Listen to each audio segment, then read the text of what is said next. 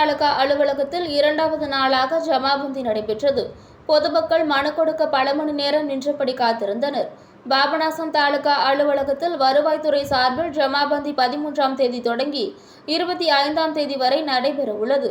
ஜமாபந்தி இரண்டாவது நாளில் தாலுகாக்கள் அலுவலகத்தில் ஏராளமான பொதுமக்கள் மனு கொடுக்க வந்திருந்தனர்.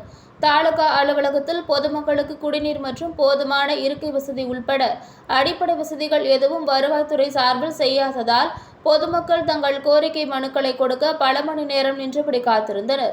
இதில் மனு கொடுக்க குழந்தைகளுடன் வந்திருந்த பெண்கள் பலரும் இருக்கை வசதி இல்லாததால் தரையில் அமர்ந்து மனு கொடுக்க காத்திருந்தனர்.